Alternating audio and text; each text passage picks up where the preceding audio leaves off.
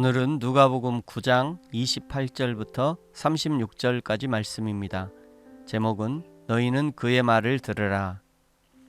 이 말씀을 하신 후 8일쯤 되어 예수께서 베드로와 요한과 야고보를 데리고 기도하시러 산에 올라가사 기도하실 때에 용모가 변화되고 그 옷이 휘어져 광채가 나더라. 문득 두 사람이 예수와 함께 말하니 이는 모세와 엘리야라.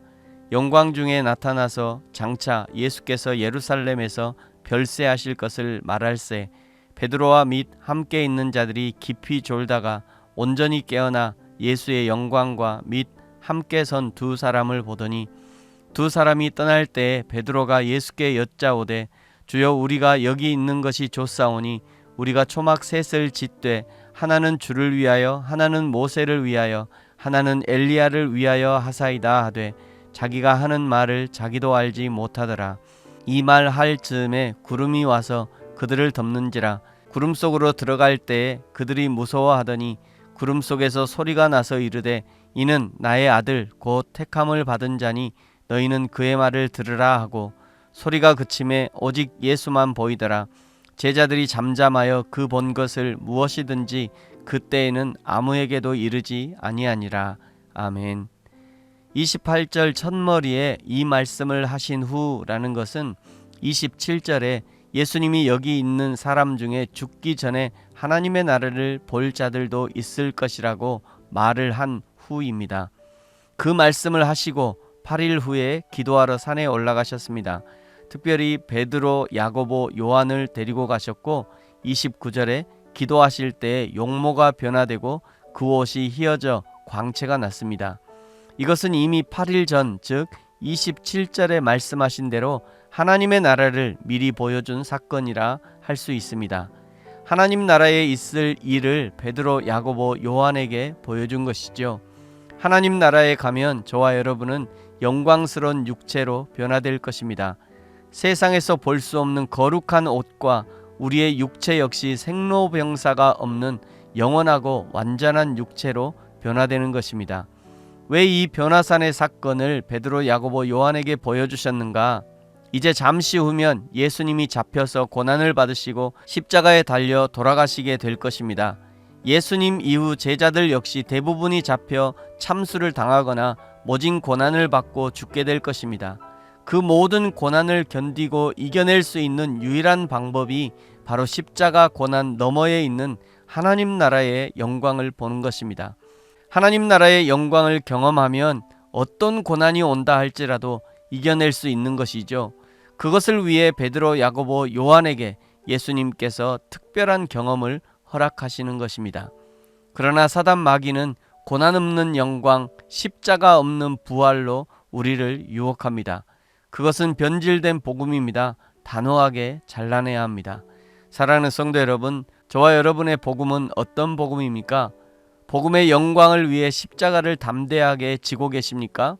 혹은 십자가는 마다한 채 하나님의 영광만을 추구하고 계시지는 않으십니까? 날마다 자신의 십자가를 지고 예수님의 뒤를 따르는 저와 여러분이 되어지기를 예수님의 이름으로 축복합니다. 기도하시는 중에 예수님은 영광스러운 모습으로 변화되시고 30절에 모세와 엘리야가 나타나 장차 예루살렘에서 일어날 일들을 말씀하셨습니다. 모세는 첫 언약을 받은 대리자입니다. 엘리야는 새 언약의 주를 예비할 자로 예언된 선지자입니다. 첫 언약의 대표와 새 언약을 예비한 자가 모여서 예수 그리스도가 하나님의 새 언약임을 확증하는 것이라고 할 수 있죠. 이제 예수 그리스도가 예루살렘 십자가 위에서 별세하심으로 진정한 출애굽을 이루실 것을 말씀하시는 것입니다. 그 모습이 얼마나 좋았던지 33절에 베드로가 주여 우리가 여기가 좋사오니 예수님과 모세와 엘리야를 위해서 초막셋을 짓고 이 영광스러운 모습 이대로 여기 삽시다 라고 건의합니다. 그때 34절 구름이 그들을 덮습니다. 35절 그 구름 속에서 하나님의 음성이 들리는데 이는 나의 아들 곧 택함을 받은 자니 너희는 그의 말을 들으라 말씀합니다. 베드로의 건의는 22절부터 있었던 많은 고난과 십자가 사건을 회피하기 위한 건의였습니다. 물론 베드로는 그런 의도를 계획하고 한 것은 아니었습니다. 그러나 그 본성이 십자가를 피하려고 하는 본성이었던 것이죠. 33절 끝에 그것을 알려줍니다. 자기가 하는 말을 자기도 알지 못하더라.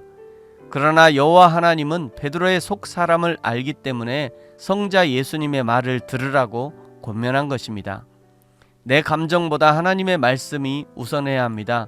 내 상황보다 하나님의 말씀이 우선해야 합니다. 말씀이신 예수님 따라 변화산에 올라 천국을 경험했다면 이제 다시 그 경험을 가지고 세상 속으로 내려가는 것, 그것이 예수님의 뜻입니다. 교회는 천국 생활의 모형입니다. 모든 성도들이 천국 같은 교회에 늘 머물고 있을 수는 없습니다. 교회에서 은혜를 받았다면 그 다음에는 삶의 현장으로 내려가야 합니다. 가정으로, 직장으로, 세상 속으로 다시 내려가서 거기서 치열한 전쟁과 같은 삶을 살아내야 하는 것이고, 거기서 자기 십자가를 지고 예수님을 따르는 삶의 결단이 있어야 하는 것입니다. 사랑하는 성도 여러분, 예수님과 함께 변화산에 올라 천국을 경험하는 귀한 경험뿐만 아니라 그 영광스러운 은혜의 경험으로 다시 세상으로 내려와 하나님의 나라 천국이 이 땅에 이루어지게 하는 귀한 일에 쓰임받는 저와 여러분이 되어지기를 예수님의 이름으로 축복합니다. 아멘. 기도하겠습니다. 하나님 아버지, 감사합니다. 예수님과 함께 변화산에 올라 천국을 경험했다면 이제 다시 예수님의 말씀 따라 세상으로 내려와 하나님의 나라가 오게 하는 귀한 일에 쓰임받게 하시고, 내가 가는 곳마다 하나님의 은혜가 임하는 지상 천국을 이루어가는 저와 우리 모든 성도들이 되게 하여 주옵소서. 감사합니다. 예수님의 이름으로 기도합니다. 아멘.